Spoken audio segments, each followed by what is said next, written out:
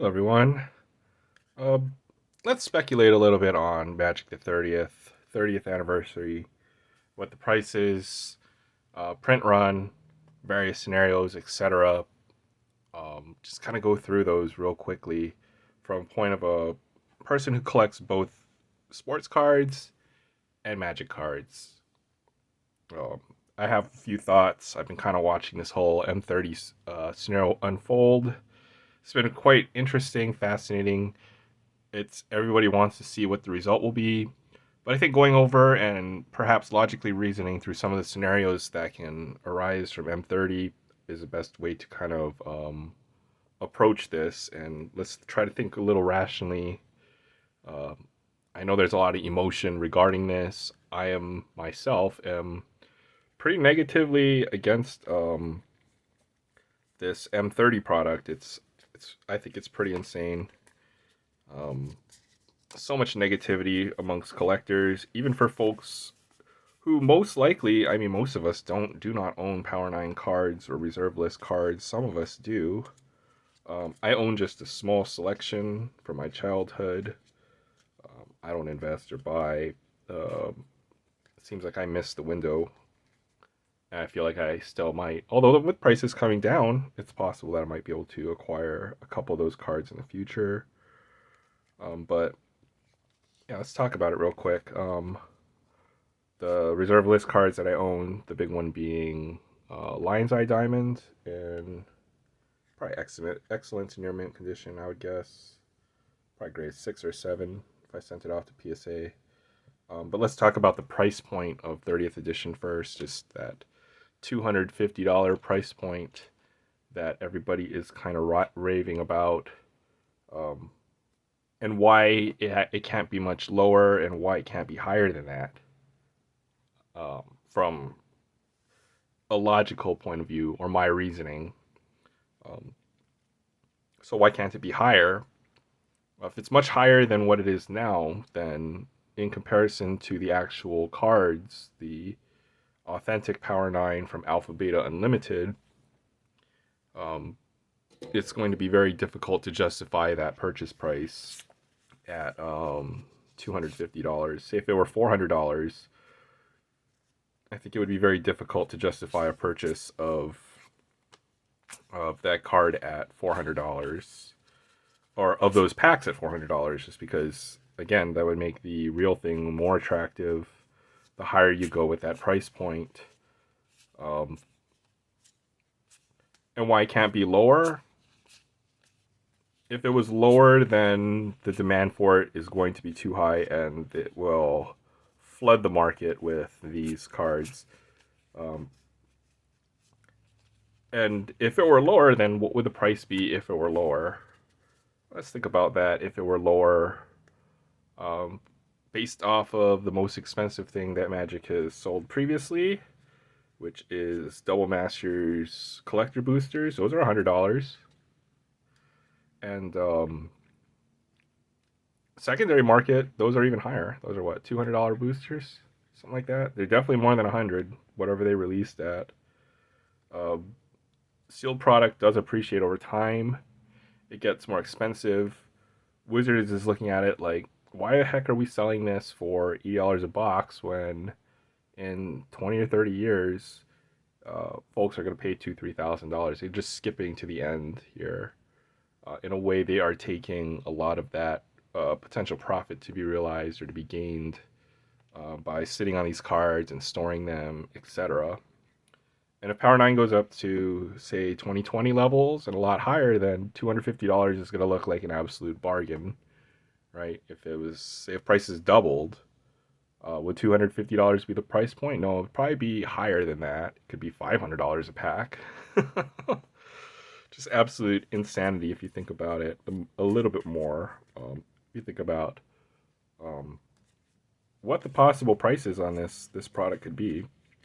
I don't think they should ever release this in the first place. I think this is a big mistake. But that greed, that money is just too tempting. They want to get into the secondary market. They already have a means of doing that with Secret Lair. Secret Lair, where they direct sell very desirable cards, very powerful cards, at prices that are just slightly below the secondary market. The secondary market being the price setter, and to make it attractive, and like, why would you buy a card from the secondary market if you can buy it direct from Wizards? And I think this is a bridge too far with M30. Uh, it doesn't. It just hurts the long term viability and attractability, collectability of the cards. I think just a little too much.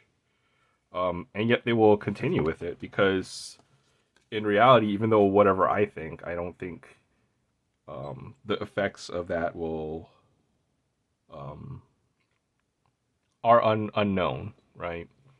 Most of us who don't collect Power Nine, Reserve List, Vintage Magic, or even aware that the fact that this product exists is no skin off their back. Folks will still be able to buy Magic at um, pretty much the same price we paid back in 1995. $4 a pack, $3 a pack, adjusted to inflation. It's less than what we paid for when we played this game in 95, 98, so on. When I was younger. Um, but yeah, the price point on it can't be much lower than. I think they came to the logical conclusion. Everyone's crazy sticker shock, absolutely. And yeah, I'm not buying it because I don't have $250 to spend on a pack of cards. Well, not on a pack of Magic cards. If it was something else that I want, like baseball, um, like this is Bowman Draft. This is $1,000 box. I picked it up because it was half off. I paid $500 for that. Um, but there is a price point where people will decide that it is worth buying. From the sports card market world, there are a lot of products that are over 1K for sure. Um, you can pull. Some of these don't even have big hits that are worth multiples of that number. Like maybe the big hit might have some of these newer products might be like $10,000, $5,000, but yet people will buy them and pay the price for that or buy into a break for it. There is an appetite for this product, or there was at least in the last couple years. Question is, will there still be in the coming future? And I think in a very short period of time, the market's contracted. There's a lot less appetite. You're seeing deep discounts on these higher end products, like say take Panini Prism basketball, 17-18. Prices of that box shot from like a few $100s up to tens of thousands of dollars. That's the Luka Doncic, Trey Young rookie cards, and the parallels, the prisms, the rainbow parallels, the colored parallels, etc. Just absolutely insane. Um, so people can and will buy these products at these higher prices. $250 coming from a sports cards perspective is not high at all. Um, but man, I'm just looking at the odds, and let's talk about the print run real quick. What the potential print run could be on a set like this. So something with 100 rares. I think I'd look through the list of beta. Let's just go with 100 rares. I think there's more, or could be more or less. I think that could be about where it's at. So, say I have a 1 in 100 chance of pulling a Black Lotus. Adjust these numbers that I quote based on the actual number of the set, but it's just to give you an idea of what the possible print run could be. So, if it's 1 in 100 packs, what if the Power 9 cards are short printed? What if there's only half as many compared to other rares? Then those odds could be 1 in 180, 1 in 150, higher in comparison to the total number of rares. If those Power 9 and the lands I think they stated will be occur more often. So it could possibly be that you're more likely to get a dual land or something of that nature out of the packs, And I have seen a lot of dual lands being pulled and very few of those Power 9, just from the few examples that we see on YouTube of this particular product being opened. So that's kind of crazy. Um, so if it's 4 packs per box and it's a 1 in 100 odds, then assuming that they're not short printed, it's a 1 in 100 pull. So you have to buy, or sorry, 1 in 25 pull out of a box. Oh no, let's assume 4.5 ish rares. So less than that, say 1 in 18 boxes. That extra rare coming from the retro frame, which will be even more short printed and more difficult to pull than the modern frame Black Lotus card. Let's go with the 1 in 18. And then to pull any of the 9, it's going to be 1 in 2, 1 in 2.5, 1 in 3, somewhere in that range.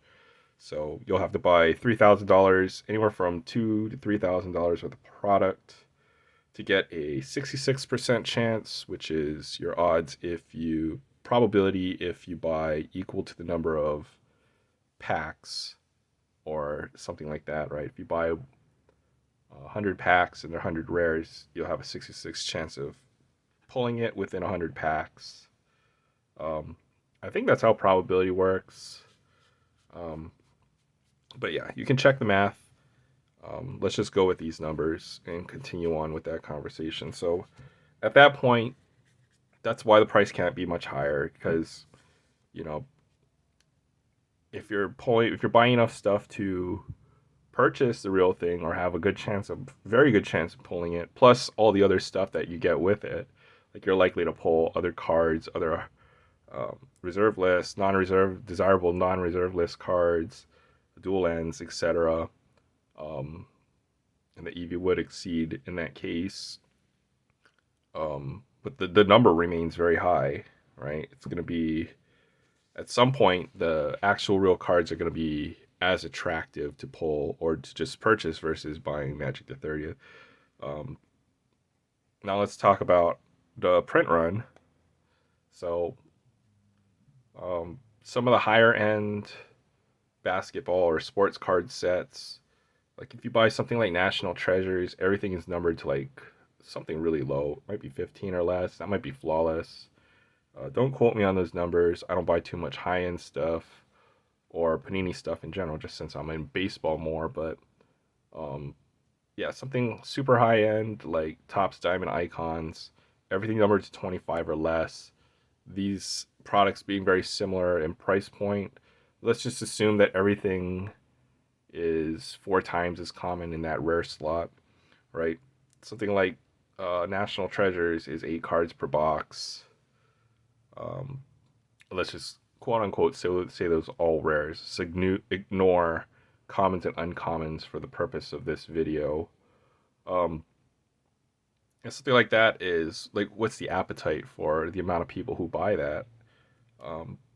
There's only a select number of people in the sports card world who are able to afford and who have the stomach to risk purchasing into breaks, etc., for those types of products, whether they be your Panini Flawless, National Treasures, Diamond Icons, Immaculate, all of these high-end, thousands of dollars kind of products.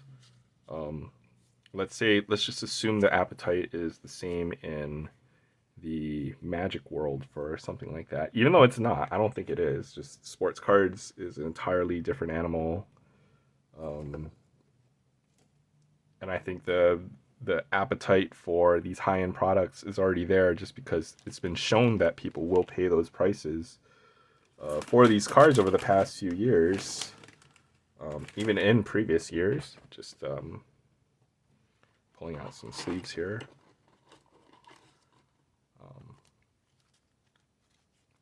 So, I don't know. I think the print run is going to be very similar to a high-end sports card set.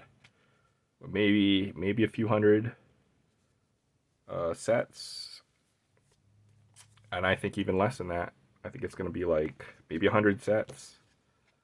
Maybe, or 100 rares, sets of rares. And at that low print run, I think a lot of things are very unpredictable because now all of a sudden you have a card that is rarer than an Alpha Beta Unlimited Power 9 card, even if it will have not have this back. Um, that has to be taken into account when we think about what the possible prices on these cards could be. It's very possible that these cards could hit um, close to actual authentic cards in lesser condition. Very, very possible. Um, I think people will still buy this because of that. If you think about what the print run is going to be and why it's not going to be like 1,000, 5,000, it's not going to be in the multi thousands. I'm pretty sure on that.